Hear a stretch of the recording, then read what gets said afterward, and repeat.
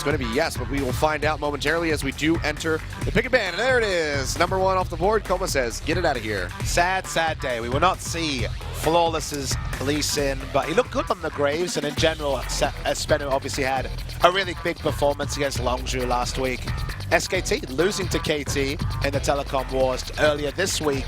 Want to bounce back. They want a quick 2-0. They want to show nothing, and they want to keep it all for playoffs, because this is a team that, you know, if you're betting against SKT making the finals, it's probably a bad bet. Will they win? That one's a little bit more contested, but will they make the finals? You just have to look at history and say, probably. I think there's a strong chance. KT, of course, looking very strong as well, but it's SKTelecom in playoffs. Bans, though, coming out. Braum, the second ban to follow up from SKTelecom, maybe looking for something like a poke composition.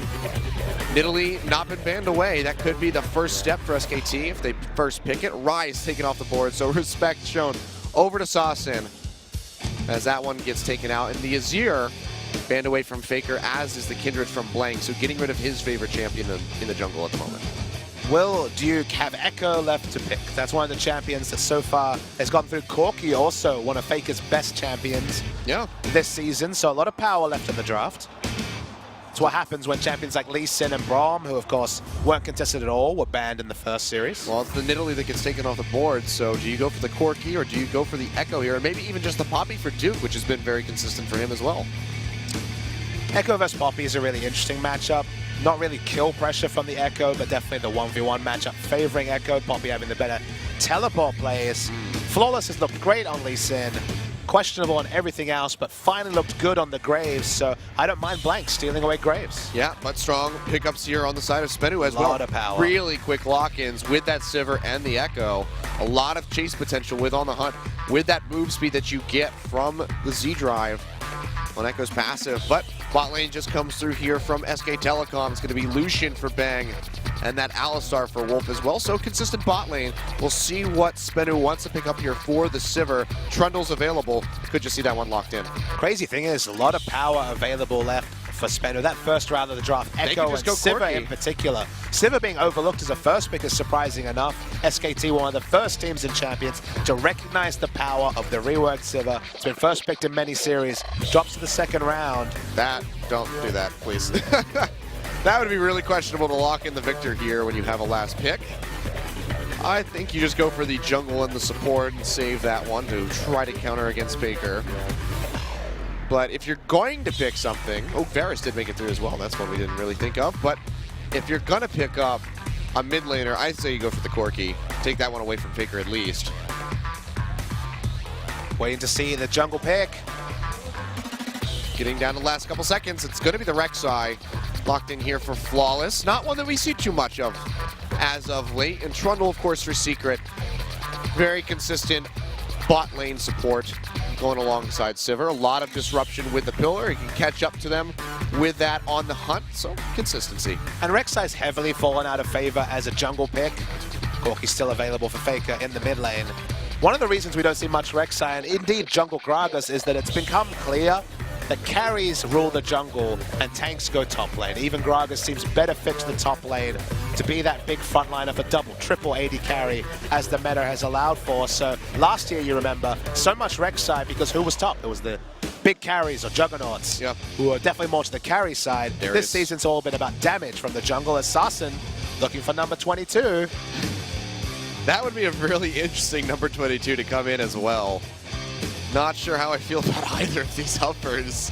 Corki's pretty elusive with the Valkyrie. Landing that root from Swain would be a bit of a difficult one, but Talon, I kind of like that one. I think you should lock that one in.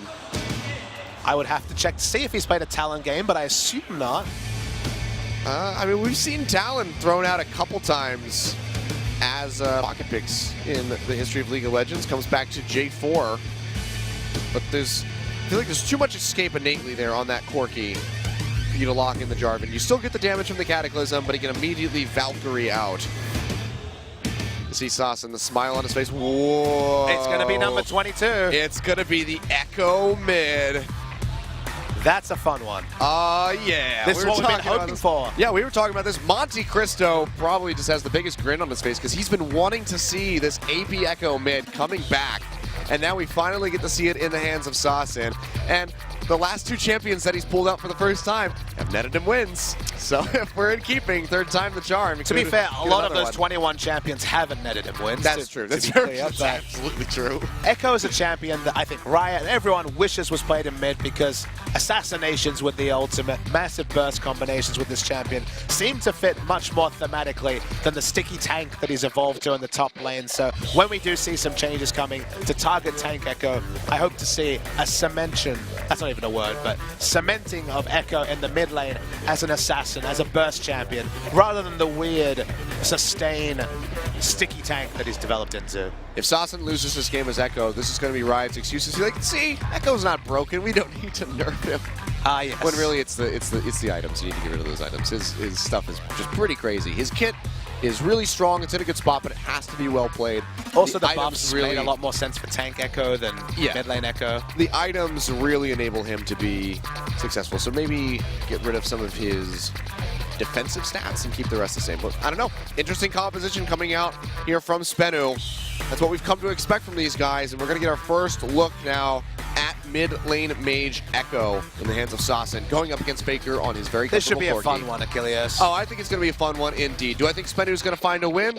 Probably not. Do I think it's going to be entertaining? Hell yeah, I do. So let's find out and get straight onto the rift here for game 1.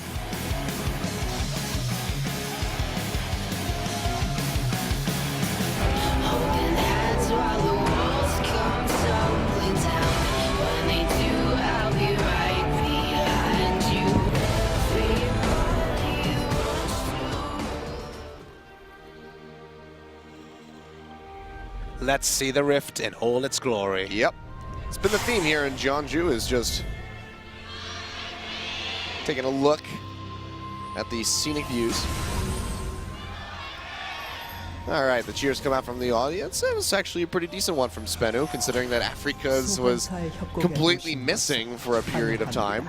If you missed the start of the broadcast, a reminder that we are in Jeonju, a different part of Korea, so about 194 kilometers away from Seoul, as part of the Jeonbuk Esports Festival. In the southern half of the country. We're back in Seoul for playoffs next week. That we will be. Monte Cristo and Doha hot on their way down here on a bullet train. On the bullet train. It goes really fast, let me tell you. It does go really fast. I mean, it's about an hour trip. I noticed because I'm ill, so my ears were popping, and I was like, this is great. This is exactly what I needed. Well, Nuclear and Secret looking for a little bit of an invasion. Not going to find anybody, though. So SKT have already swapped up to the top side, are invading in against Flawless and Soul. Push him out of the jungle and out into the lane. Secret, though, getting some good damage down onto Duke. You notice a difference, though, because we saw some very greedy starts on the bot side from teams in the previous game. There's some nice trading. It will pulverize straight into the exhaust bang, trying to get that kill. A couple more auto attacks, but he just can't do it as Flawless makes it in underneath the tower. Good aggression coming out from both sides so far. But that is, of course, going to be SKTelecom reaping the benefits of it more so. I do like this evolution of the lane swap, though. We saw Jin Air do this yesterday where Winged entered lane with Trace to try and push it up before extending the lane swap. So one camp into entering lane, trying to push it up, then returning to the lane swap. But well punished here. No flash force for Flawless, though. Yep. Sassen winning a trade here against Faker. See double corrupting potion in that mid lane. Could just see a Dark Seal come out here for Sassen. Keep it consistent with the Echo builds. We could see a Dark Seal for Faker too. And we very well could. That would be nice. If only it would turn into a Medjai's. I want it so badly. Medjai's Corki. Medjai's Echo. Can you imagine what would happen if he got rolling, got a couple stacks? Hey, there's more than an outside chance. Well, the dream is alive. I'm hoping that it becomes an inside chance. I don't even know what that means. Neither do I.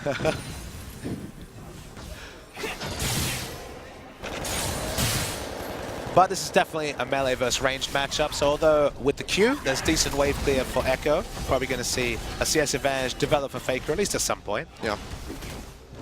Just going to be evenly traded towers here. Bot one going to go down a little bit faster. You have that Trundle there as well as Sivir, so we'll be able to push that out. Blank going for some invasive play, taking away the red buff, but Flawless has the same exact idea, knowing that they're up on that top side of the map. Worth noting that after entering lane and the delay that came through with the low health bar, that Blank is about 2 camps ahead of Flawless in terms of golden experience. Oh, that's very true. Goes back, is going to pick up that refillable potion for himself. We'll see what kind of build he wants to go for. It's going to be the Tracker's Knife. Wasn't sure if we'd see the Skirmisher Saber coming out from Blank. One thing about Graves is that he uses the Skirmisher Saber a little bit worse than other ranged junglers just because of the nature of his auto attack, the fact that his auto attack can be blocked by tanks and minions. Doesn't have the same sort of auto with his spread. So Tracker's Knife makes a little bit more sense on Graves in particular. That's true. Flawless though, getting found in that jungle. Does make it out alive. Flash still available for him, but does not able to take that mini Krug. The arrival of Bang and Wolf was just a little too ominous for him to try to stick around. We can see the swap comes through. SKT down to the bot side, SBENU up to the top, and we should just have another turret trade coming out. These guys, both teams playing methodically. Now, worth noting that if we do see double turret trades, SBENU have double teleport, and that usually has the big advantage when it comes to 80 carries farming overextended against deep wards. So let's see if SBENU can look for some big teleport plays to take advantage of that fact. Yeah, would be nice. Picker with the exhaust. Keep trying to keep himself alive in these big bursty exchanges that Sostin's trying to lay down. You can see so far he's gotten about a 5 CS lead for himself as the wave has crashed back in. So a little bit up and has been using that Time Wander very intelligently to make sure he's last hitting these waves in the back line and get all of them. You can see once again. One of the fun mechanics that isn't really talked about with Tank Echo that's actually very important with Mage Echo is that when you walk out of vision, your shadow disappears. So the big thing you can do is just walk into a pink warded brush on either side of mid lane and then look for an all-in burst once you hit level 6. Because if you just lead with the ultimate, that's a massive burst of damage that can't be exhausted because there's no reaction time for Corki to get in there. So interesting to see if we do see some brush mechanics, because he did it on Jarvan, and Echo's another champion that can do that. Yeah, very true. Could do that. In worst case scenario, you probably just trade your ultimate for an exhaust. And as you get that CDR, it's going to win out for you in the long run. You can see even just these trades now, Sostin is coming out very slightly on top. Picker trying to posture forward with that Gatling gun, laying down a little bit more damage. Both these guys, again, have that corrupting potion. They're going to be chugging up on the stack. Sostin still has 2, however, and Faker's run out because he hasn't recalled quite just yet. We'll see when he wants to go back. Oh, they both recalled because, of course, Faker went back and bought the Doran's Blade. Oh, yeah, that's correct. But never mind. There is a health advantage to Faker, so all in all, pretty much a wash. I just saw Potion, like my mind forgot Corrupting Potion as a starting item for a second there. Don't get no other items with your Corrupting Potion. That would be broken. Well, we'll be back to the old days of Flask 3 potions for Ultra Sustain. I miss the days when you could buy Red Elixir and just bait people under tower early on. I miss the days of 11 pot start. You could do that too. Those were the days. How about with Rengar in the top lane? Rejuvenation bead and potions. Yep. Those were dark days. There were some busted builds back in the day. Well, you could just buy so many potions before you had a limit of 5. You could buy, well, they were 35 gold, so you could afford. You could afford a lot.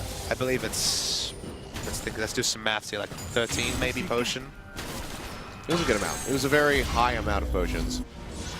And then you just, why would you ever trade with a 13 potion Nasus? You just get last hits, pop potions. Yeah, he's already got an 8 lifesteal.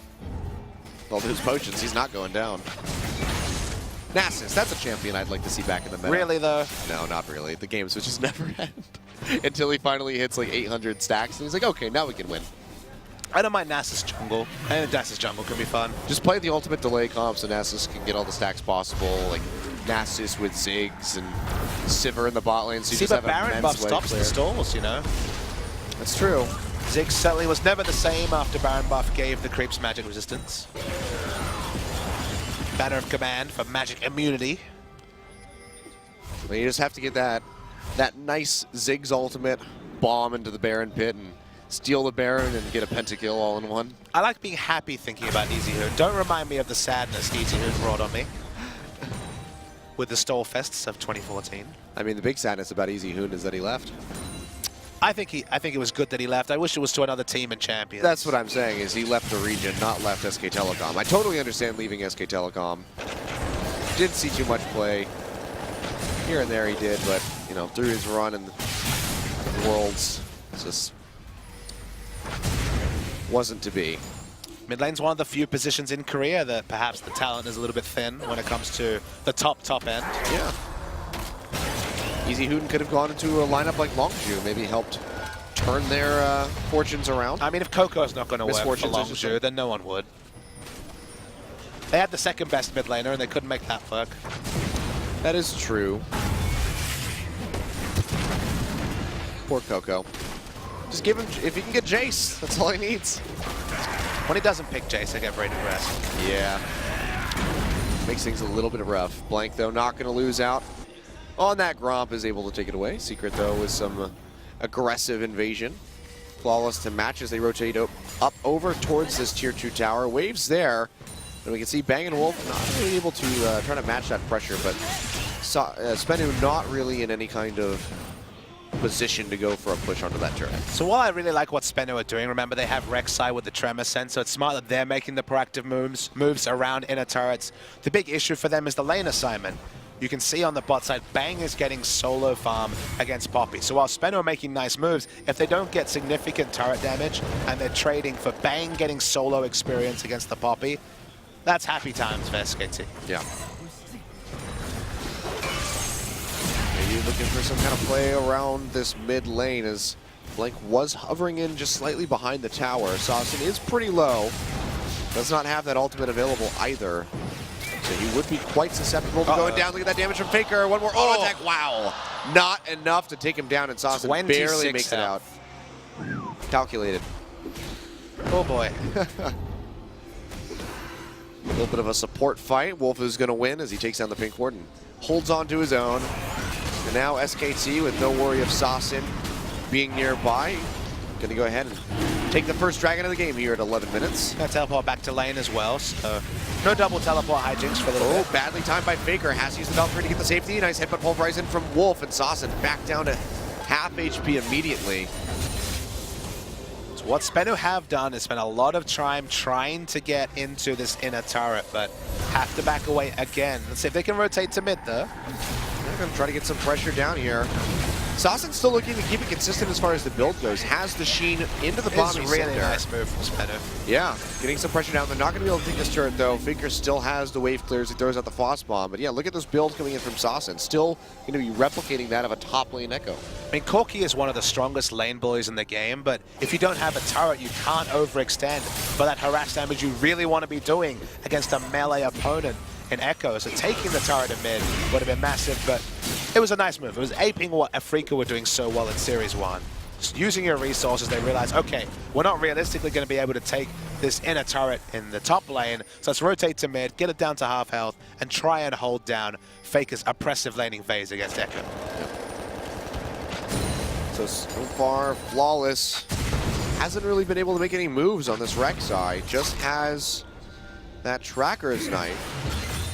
You can see Blank already completing his as well with the Warrior Enchantment. Swifty's coming through as well as a Longsword and that Hunter's Potion. So a lot more sustain, a lot more damage and mobility. Blank really outclassing Flawless at the moment, who is down by about 20 CS still. And Saucin, interestingly, isn't going for a full Mage Echo build. Looks like it's just going to be very much, at least at the start of his build, Iceborne Gauntlet and Sunfire Cape.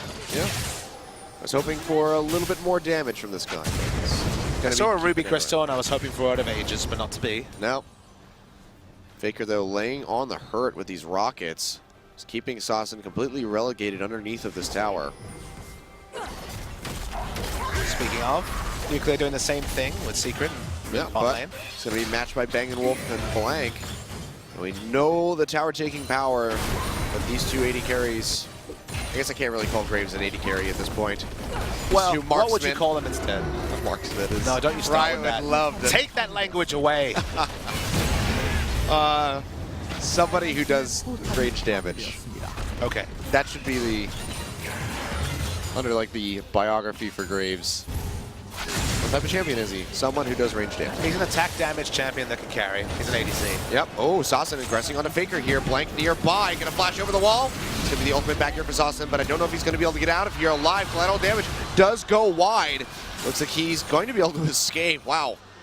Miracle escape from him with no flash available. Surprised he got out of that one alive, but it's going to open up this mid tower for the taking as well. Teleport's coming in on the backside, however, from Soul as they try to pinch. Going to be matched by Duke. Coming straight into the mid lane. It looks like SBENU's just going to back off, but the turret still stays standing in the mid. Yep, they didn't have access to double teleport. Sarsen couldn't just teleport or ult back into lane, so no way for them to punish, but no turret goes down. Remember, this turret's already half health from before. Yep, there's the Rip-Tailed minions, but there's still no match for the Culling as they do not have increased defensive stats.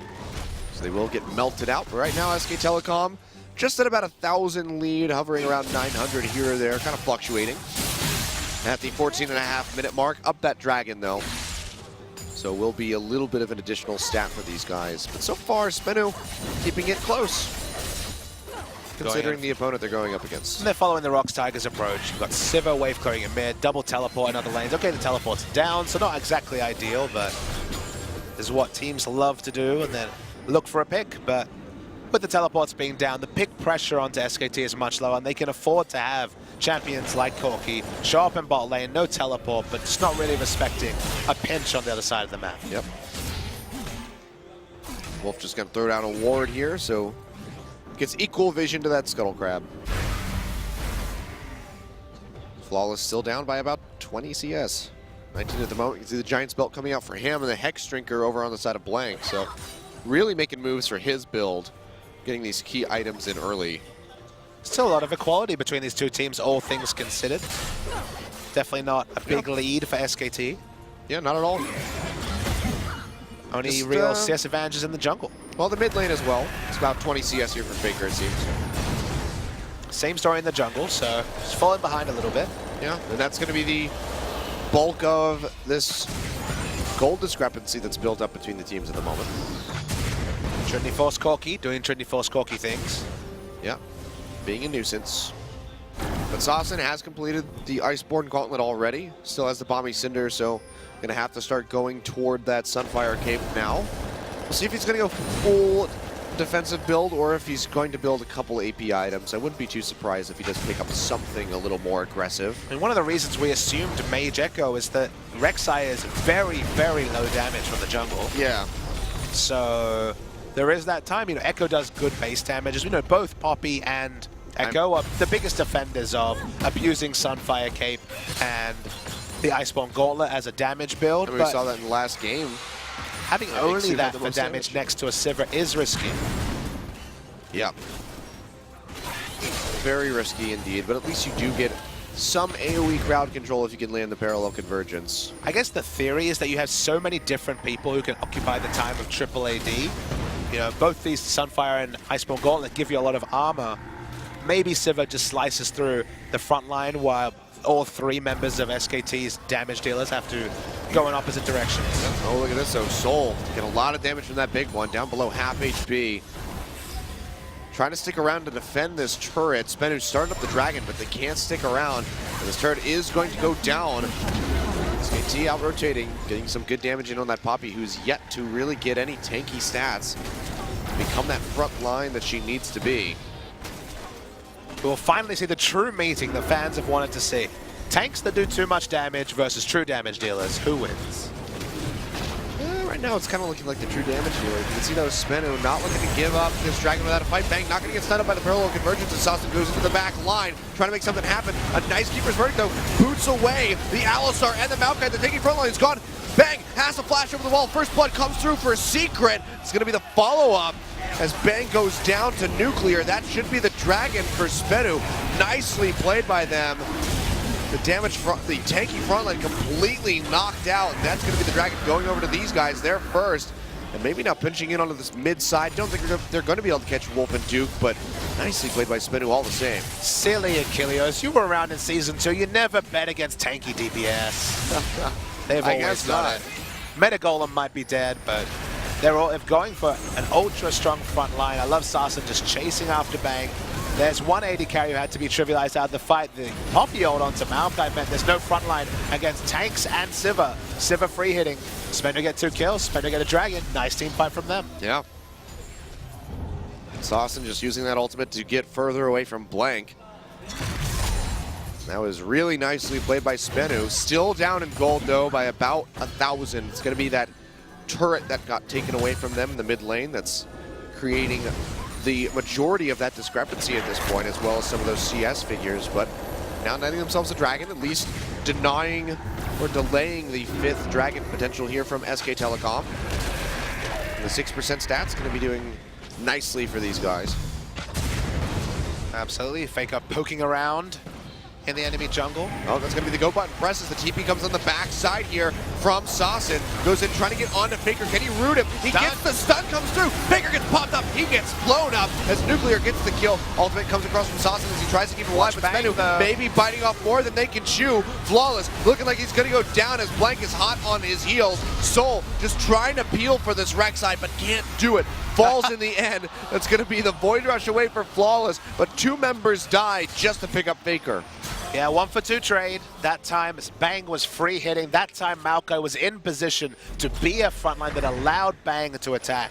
And that was the big difference between the fights. It was a really nice stun onto Faker. Perfectly done. Excellent teleporting gauge. But Bang's the story because Bang is free hitting. First, Wolf is peeling for him. The parallel to the ultimate damage is only used on the ulting Alistar. And then Bang gets Duke in the front line. He can free hit aplenty. Bang does so much more work in this fight, and that's a fight SKT can win pretty clean. Yeah. Just Faker going down there. Getting caught by that parallel convergence. Wasn't too many places he could have gone. If he juked up, would have been that much closer to SBENU and probably would have died anyway. So just had to eat the stun and try to rely on the rest of his team to keep him up, and they just could not do it. He does fall, but they don't let him die in vain. Never die in vain, Faker. That's a champion I'd like to see him play. Mid lane Vayne. Sure. It'll come back one day. Hard to see, no wave clear, so very difficult to put together. But Static shift, that's all you need, right? oh yeah, you don't spawn. You don't spawn with static shiv. It turns out. You kind of have to wait and get it later. Really? Yeah. Wow. Sorry to burst your bubble. Damn, I've been mistaken all these years. What elo are you at again, Kilios? Don't worry about it. Actually, I haven't played the game in so long. It's been quite some time. So you're becoming a caster then? Yeah, I guess. It seems like that is the transition that happens. At least here in Korea it is. Hey, I've played a lot of games. That's true. I try to. Not recently, obviously, being in Jeonju. Yeah. I've had, you know, some other things going on. I haven't been able to sit down for about 8 hours and play a bunch of League of Legends. Some people think the League of Legends is a 40-minute game. No. You need that 8 hours. Yep. You can't just play one. Well, you're either on a streak or you're working towards a streak, is the way I look at it. I can't do what Zig and Youngbin are still here from Team Liquid Academy, and I can't do what they've been doing, which is playing about 20 games a day. I mean, that is kind of their job. Sure, it is their job, but that's still a lot of League of Legends in a day, 20 games.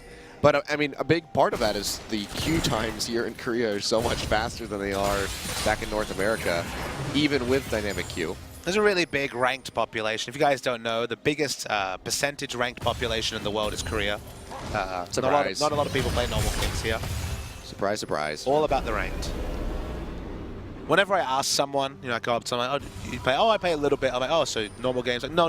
They look offended. They're like, no, I play ranked. Yeah. I liked it. One of the first games that Zig actually played because he couldn't read the client, obviously, because it was in Korea. He was playing like a PC bong. He's like, wow, I won so quickly. He's like, I really crushed these guys. Like, Korea's easy. And then he looked and he's like, oh, wait, I accidentally queued for a normal game. Normal draft. Like he played like Graves Top or something, ended up with like 20 kills. He's like, why is this so simple? Question answered. Yep. He's like, oh, okay. But he just hit Master. Nicely done. So confirm better than balls. Or worse. Oh, boy. I mean, time and 2 is supposed to be the sweet spot, right? Caster bias. I love. We took the Team Liquid. He took you away from Team Liquid, Achilles. I won't finish that sentence. I'll say I love Cloud9 and the individual players. I won't state that statement. The fans are warming up to you, but you got to really check in your NA bias, Achilles. They're good guys. Good to hang out with. Out for a drink in Gangnam, perhaps. responsible drinking, of course. Oh, yeah. No Gragas, actually. Juice. No Gragas. Just cosplay. juice. Juice. We're not allowed to have wine. That's true. The chilling empty wine glass. It really redefines. So the crazy thing is, that splash is super old. I remember from 2010. Very dapper gentleman, you know, with the monocle, with a glass of wine. He's got like a Sherlock Holmes pipe going on. If you've never seen that, don't you feel like the new splash with no wine, it just sent such a different message? I think it means that he's too drunk to realize that his glass is empty, so they've really just done a counter message there. How do you check if Cho'Gath's drunk? He starts trying to eat things that he can't eat. That's fair. When feasting goes wrong, a Cho'Gath story. It could also be a Gragas story. Oh, Secret gonna get popped up in the air though. Calling doing a lot of damage from Bang. SKT looking for the fight. Soul gets the pin to the wall into Wolf, but he is just not tanky enough. Already burnt down to half HP. Sauce goes back in. Wolf with that ultimate pop. Falls, goes deep, but he just gets melted out as Duke picks up the kill. Now, nice pulverize coming through from Wolf. Finds two members, and SBENU are just on the run. But Bang is doing too much work here, just dipping and diving around the fight. Finding himself multiple kills, looking like he's going to finish off Saucin, and he does. A triple in the end for Bang, an ace for SKTelecom, and it's looking like it could lead into something bigger, like a Baron. Looks like they're just going to go back to the Dragon. Blank is pretty weak. They don't have any frontliners left, so with triple AD carry, they take the easy objective, but SKT, their target selection in that fight was immaculate. So difficult with so many different champions, with gap closers, diving in. Remember, it's triple AD, so the other two members are peeling for Faker, Bang, and Blank in the back line. You just have to watch the three and see how they fight. So they end up kiting back, low health bars. Flawless dives in, instantly deleted. Everyone turns on to Flawless. Then Saucin and Soul are kind of fighting the front line. Wolf is basically occupying time, but Wolf, Faker, and Bang so often are turning onto the same target, apart from when Blank has to peel away. And it's no surprise that we've got 3 MVPs on this team. It's triple AD carry. All 3 of them live. Everyone on SBENU dies. Yeah, Bang just dashing around on that Lucian, doing some serious damage. I mean, you saw Nuclear just get destroyed by those crits from the Lucian. Well, you already seen Lord Dominic's Regard is completed on Lucian. He's already got the Elixir in his pocket as well.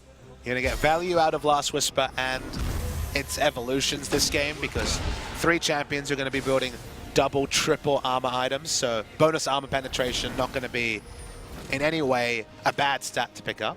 Yep.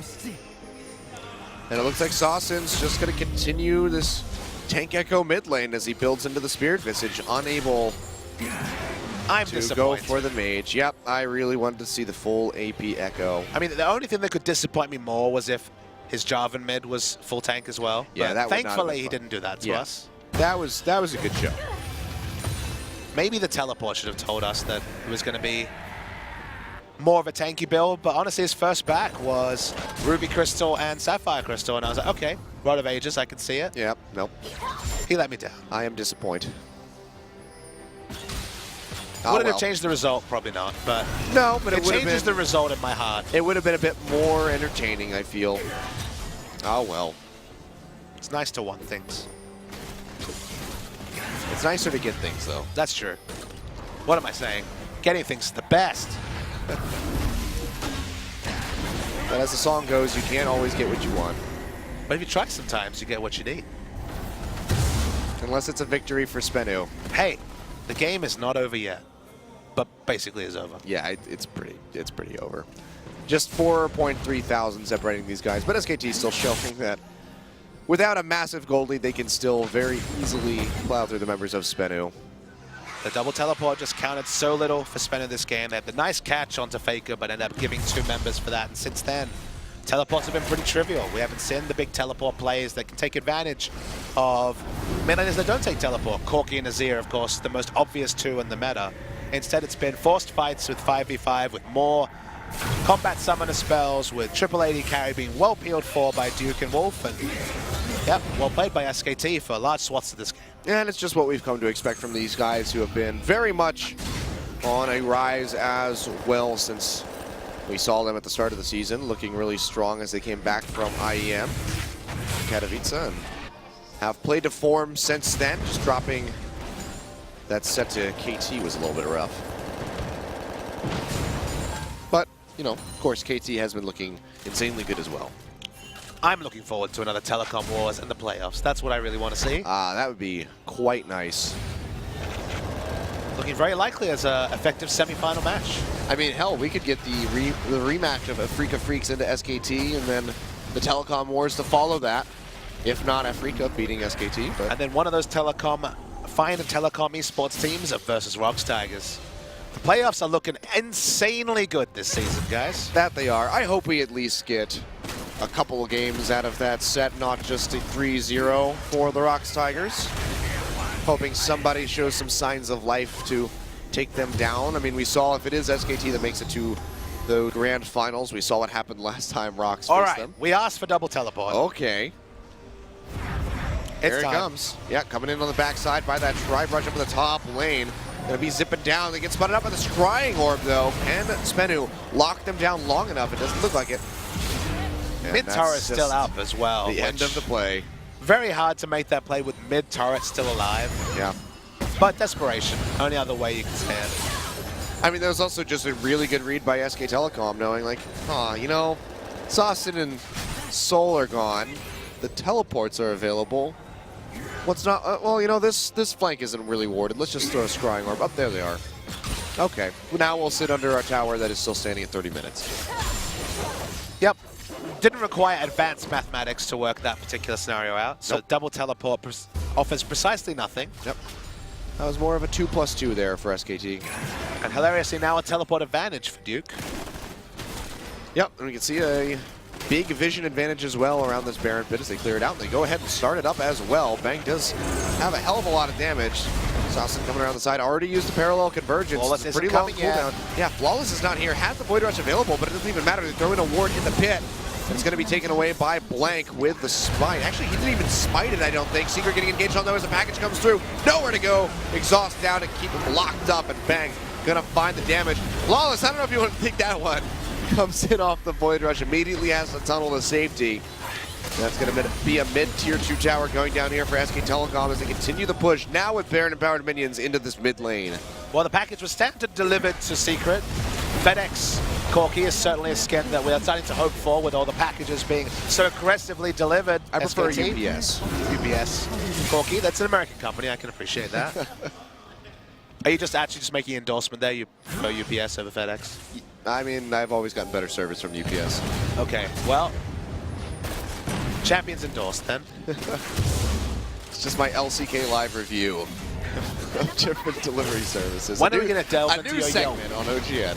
When are we going to delve into your Yelp reviews? Some nice restaurants in Jeonju, the food capital of Korea. Yeah, some really good restaurants. We had, oh god, that bacon last night was amazing. We went out to a restaurant. We got, I forget how much it was for the platter, but it was pretty damn cheap. That was some bacon. It was, I think between the 4 of us, it was something like $13 each, and we just ate bacon until we were stuffed. I think it was less than that. Maybe, might have been. It was good times. That was delicious. We might go back there tonight. It was the best of times. It was the best of times. Yeah, you can't. There's no worst of times. The only it ended. Yes. It was the worst of times for that meal ending. Oh, Saucin. He's in trouble. Saucin is indeed in trouble. He is also a tank expert. Yeah, Baker still does a lot of damage. He is a Corki. You know it's bad when the Corki is riff walking aggressively. It's not riff walking. It's Valkyrie. Wow. Aggressively. Corki, where did you learn that one? The parallel convergence. She's like TM number 43, and Baker learns riff walk. Hey, Valkyrie and riff walk, pretty similar skills. All right, they're looking for a pinch again. No teleports this time. Well, Blank has an idea that they're sitting in the brush, so there's at the smoke bomb to try to deter them from coming around that flank. Split going on by Duke in the bot side. Does have the TP available if he needs to quickly join the team. And has those Baron empowered minions, so even for a Maokai, he's going to be able to work through this turn really quickly. Slows up Soul. Another wave coming through. Just pops the Maelstrom. The rest of SKT holding SBENU up at the top side. It's going to be the turret going down there. Flawless tries to go in, but just is not tanky enough. He falls for the collateral damage. Nuclear going to fall as well after flashing and healing. Saucin going to have to try to get out of here, but the calling is just hitting him by the tip as he runs away. Blank might. No, he's not going to go down. Duke is arriving here. And he's just going to push Soul straight back off, and that's going to be 3 inhibitors down. Actually, they might not even finish that third one. It's just going to be the Nexus turrets falling. It's just going to be a game going over to SKTelecom here. Just under 34 minutes against SBENU Sonicboom. Well, 22 wasn't a lucky number. 21, 20, that was pretty good for Sarsen. But 22, Blackjack rules. I'm pretty sure he busts. And that was a bust. Take Echo mid. Don't really know why he went for that. They desperately need some magic damage. They had one nice fight where they managed to punt Maokai out of it. There was no front line. They could win it. But after that, target selection was trademark SKT. Super clean and a clean win for SKTelecom. That it was. Just giving up a couple of those kills earlier on. Faker getting caught out a couple times. But for the most part, SKTelecom, of course, playing how we thought they would, going up against an opponent like SBENU Sonicboom. We're looking at the damage numbers on our screen. 28,000 damage for Corki. For reference, the next highest is under 16,000. Yeah, and that was Bang, who was just shy of that by about 43 damage. Nobody on the side of SBENU broke 10,000. Yeah. Sivir the closest one. Nuclear just unable to do so. On the upside, Alistair did the least damage. So they had that going for them. Yep. Congrats, your Trundle beat the Alistair. Auto attack cancels, big damage. What a sad stat there. But of course, this is what we expected. SBENU just almost no way of taking down SKT1 outside of a miracle or a deal with the devil. And it looks like they didn't get either. That SKT, I believe, will finish third. I do not believe Jin Air can finish above them. They need to lose 2-0 and have Jin Air win 2-0. Yeah, I don't think that it's remotely possible. I mean, it's a +5 game score for Jin Air. SKT at a +9 at the moment, so. Again, it could have been 2 in either direction, but with 1 win, it can only be 1, and now SKT guaranteed to make third. There can only be 1. We'll have 1 victor. We'll see who it's going to be when we come back for game 2.